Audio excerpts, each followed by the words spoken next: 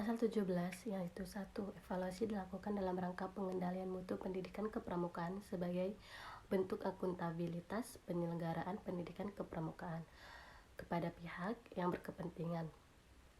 2. Evaluasi dilakukan terhadap peserta didik, tenaga pendidik, dan kurikulum pada setiap jenjang dan satuan pendidikan kepramukaan. 3. Evaluasi terhadap peserta didik dilakukan oleh pembina. Pasal 18 yaitu 1. Akreditas dilakukan untuk menentukan kelayakan kegiatan dan satuan pendidikan kepramukaan pada setiap jenjang kependidikan kepramukaan. 2. Akreditas dilakukan atas dasar kriteria yang bersifat terbuka dan dilakukan oleh lembaga akreditas sesuai dengan peraturan perundang-undangan. Pasal 19 yaitu 1. Sertifikat berbentuk tanda kecakapan dan sertifikat kompetensi. 2. Tanda kecakapan diberikan kepada peserta didik sebagai pengakuan terhadap kompetensi peserta didik melalui penilaian terhadap perilaku dalam pengamalan nilai serta uji kecakapan umum dan uji kecakapan khusus sesuai dengan jenjang kependidikan kepramukaan. 3. Sertifikat kompetensi bagi tenaga pendidik diberikan oleh pusat pendidikan dan pelatihan kepramukaan pada tingkat nasional. Bab 4. Kelembagaan. Bagian ke-1 umum, pasal 21, gerakan pramuka bersifat mandiri, sukarela, dan non-politis. 2. Satuan organisasi gerakan pramuka terdiri atas 1. Gugus depan, 2. Kuartir. Pasal 21, gugus depan sebagaimana dimaksud dalam pasal 20 ayat 2 huruf A meliputi gugus depan berbasis satuan pendidikan dan gugus depan berbasis komunitas.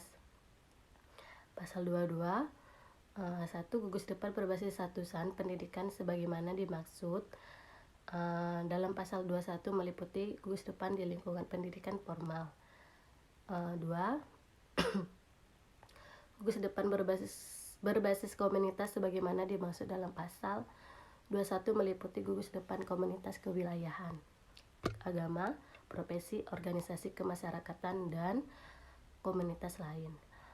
Pasal 23, kuartir sebagaimana dimaksud dalam pasal 20 ayat 2 huruf B terdiri atas kuartir ranting, kuartir cabang, kuartir daerah, dan kuartir nasional.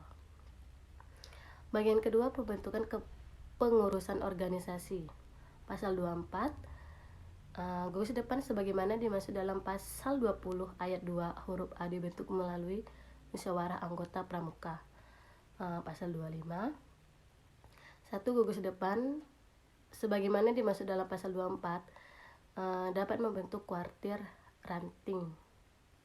2. Kuartir ranting sebagaimana pada ayat 1 dapat membentuk kuartir cabang.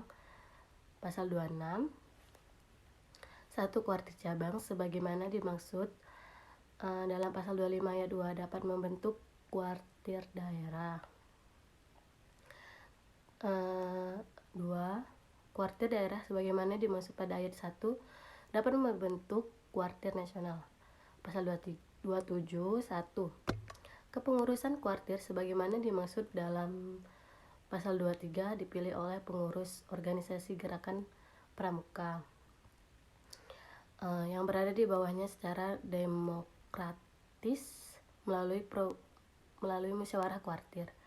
2. Kepengurusan sebagaimana dimaksud pada ayat 1 tidak terikat dengan jabatan publik.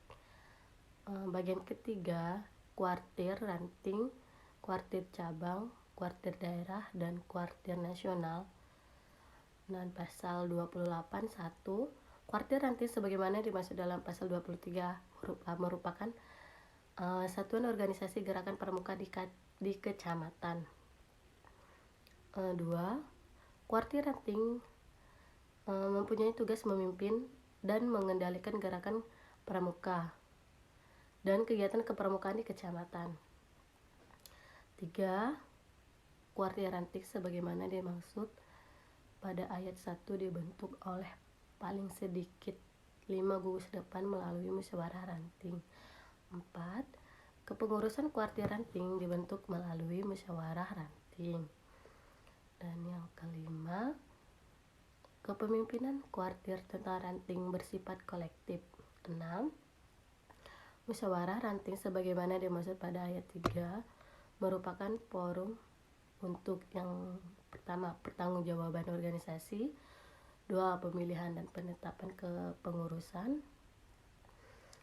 organisasi kuartir ranting. Yang ketiga, penetapan rencana kerja organisasi pasal 29. 1. Kuartir cabang sebagaimana dimaksud dalam pasal 23 huruf B merupakan organisasi gerakan pramuka di kabupaten atau di kota. 2. Kuartir cabang mempunyai tugas pemimpin dan mengendalikan gerakan pramuka dan kegiatan pramuka di kabupaten atau kota. Yang ketiga, kuartir cabang sebagaimana dimaksud pada ayat 1 dibentuk melalui musyawarah cabang. 4. Kepengurusan kuartir cabang dibentuk melalui musyawarah cabang. 5.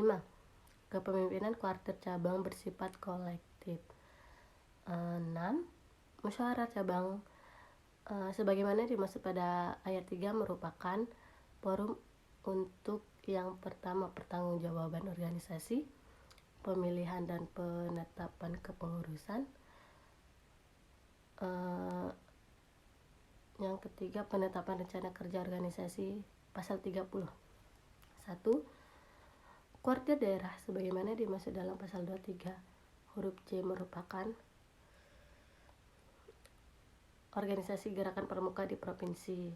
2. Kuartir daerah mempunyai tugas memimpin dan mengendalikan gerakan pramuka kegiatan kepramukaan di provinsi. Ketiga, kuartir daerah sebagaimana dimaksud pada ayat 1 dibentuk melalui musyawarah daerah. 4. Kepengurusan kuartir daerah dibentuk melalui musyawarah daerah. 5. Kepemimpinan kuartir daerah bersifat kolektif. 6. Musyawarah daerah sebagaimana dimaksud pada ayat 3 merupakan forum untuk pertanggungjawaban organisasi, pemilihan dan penetapan kepengurusan organisasi kuartir daerah. 3. Penetapan rencana kerja organisasi pasal 31 yaitu 1. Kuartir nasional sebagaimana dimaksud pada pasal 23 huruf D merupakan organisasi gerakan pramuka lingkup nasional. 2. Kuartir nasional mempunyai tugas memimpin dan mengendalikan gerakan pramuka serta kegiatan kepramukaan lingkup nasional. 3. Kuartir nasional sebagaimana dimaksud pada ayat 1 dibentuk melalui musyawarah nasional. 4. Kepengurusan kuartir nasional dibentuk melalui musyawarah nasional.